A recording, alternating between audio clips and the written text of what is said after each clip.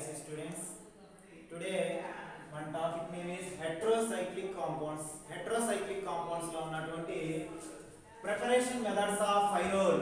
ఫైరోల్ అనే కాంపౌండ్ ఏ విధంగా తయారు చేయాలో ఈ రోజు మనం నేర్చుకుందాం. ప్రస్తుతానికి 3 మెథడ్స్ ఆఫ్ ప్రిపరేషన్ లో ఫైరోల్ తయారు చేయడం ఈ రోజు చూద్దాం. First method by passing acetylene and ammonia passed through a red hot tube.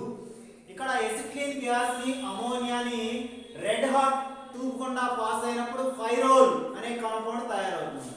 చూడండి, ఇక్కడ acetylene గ్యాస్ 2 మాలిక్యూల్స్ తీసుకొని అమోనియా గ్యాస్ తీసుకోవడం జరిగింది. ఈ రెండింటిని రెడ్ హాట్ ట్యూబ్ గుండా పంపించినప్పుడు ఇక్కడ ట్రిపుల్ బాండ్ బ్రేక్ అవుతున్నాం. ఇక్కడ బ్రేక్ అయినటువంటి ఎలక్ట్రాన్స్ ఫామ్ అయితే అక్కడ సింగిల్ బాండ్ ఫామ్ అవుతుంది. ఇక్కడ ఉన్నటువంటి ఎలక్ట్రాన్ రెండు నైట్రోజన్స్ తో చేరేసరికి ఈ విధంగా ఏర్పడతాయి. HH కలిసి బయట హైడ్రోజన్ గ్యాస్ రావడం జరుగుతుంది అన్నమాట. ఓకేనా?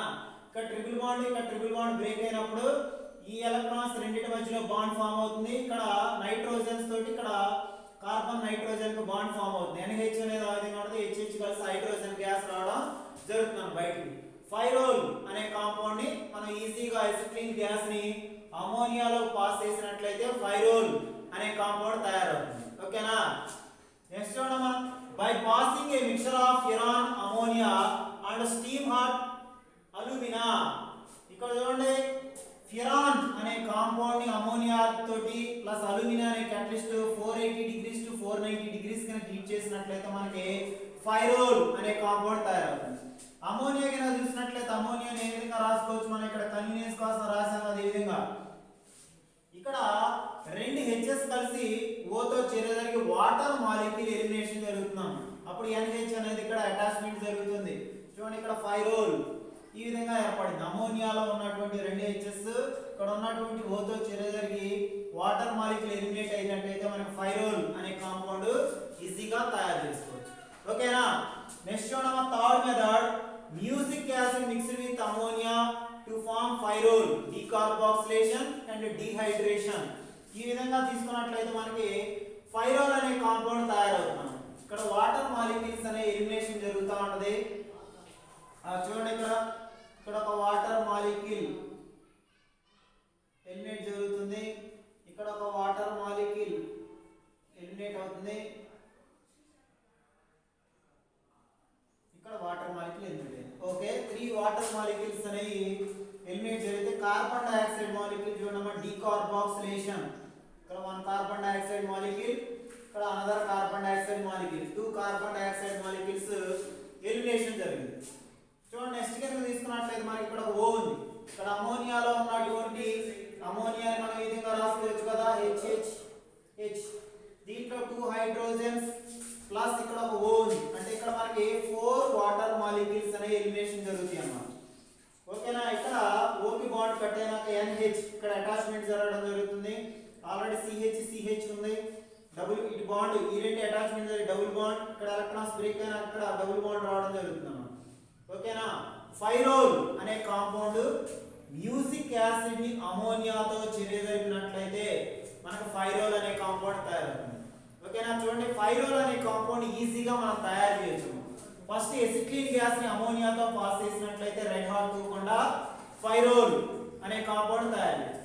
రెండోది ఫిరాన్ అనే కాంపౌండ్ మనం అమోనియాతో పాస్ అయ్యి అల్యూమినియం 480 టు 490 డిగ్రీస్ హీట్ చేసినట్లయితే మనకి ఫైరోల్ అనే కాంపౌండ్ తయారు చేయొచ్చు. Next one, mucic acid reacted with ammonia to form pyrrole అనే కాంపౌండ్ ని 3 మెథడ్స్ ఆఫ్ ప్రిపరేషన్ ద్వారా మనం తయారు చేసాం అన్నమాట. ఓకేనా? కాపీ చేయండి.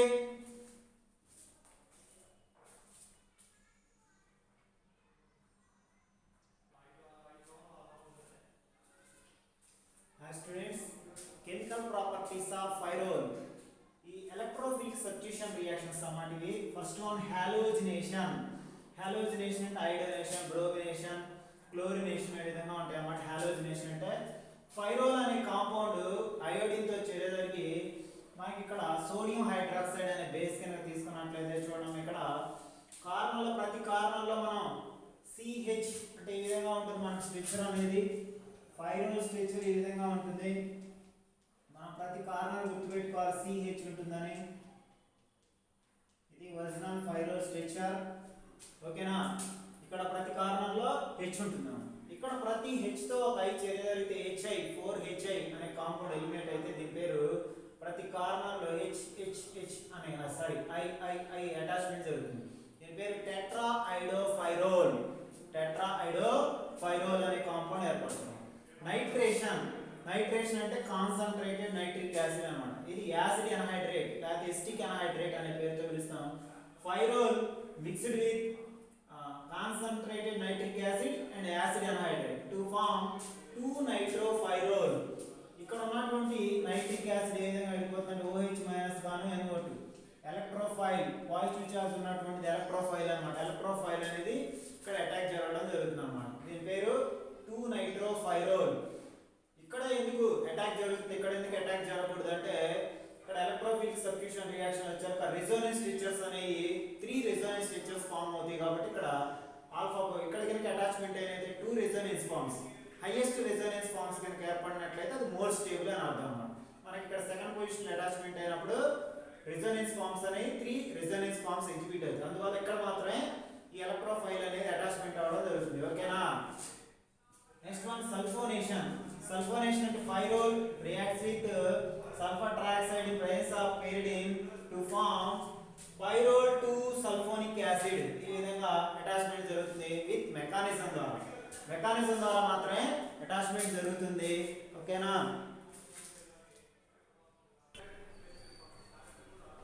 ఇప్పుడు మన ఫోర్త్ కెమికల్ ప్రాపర్టీ వచ్చేసరికి హెట్రోసైక్లిక్ ఫెడర్క్రాఫ్ట్ అసైలేషన్ లో pyrrole reacts with acid anhydride in the presence of SnCl4 to form 2-acetylpyrrole. 2-acetyl CH3CON acetyl group అంటాం. దీని పేరు ఫైరోల్ అన్నమాట. సెకండ్ పొజిషన్ లో అటాచ్మెంట్ అయింది కాబట్టి 2-acetylpyrrole. Next one Reimer Tiemann reaction pyrrole mixed with chloroform and potassium hydroxide to form pyrrole 2-aldehyde. ఇక్కడ mechanism ద్వారా pyrrole aldehyde, ఇక్కడ సెకండ్ పొజిషన్ లో ఆల్డిహైడ్ ఏర్పడడం జరుగుతుంది. ఫైరోల్ 2-aldehydes ఇది Reimer Tiemann reaction. Next Gattermann Koch synthesis.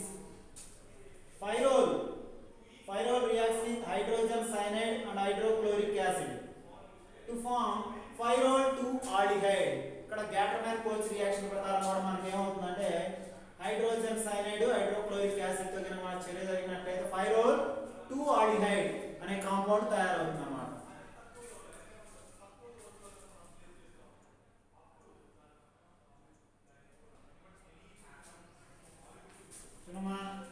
Next one seventh one Kolbe's reaction అంటే pyrrole reacts with carbon dioxide at 120 degrees centigrade to form pyrrole 2-carboxylic acid. ఇక్కడ COH group ని carboxylic acid group అంటాం.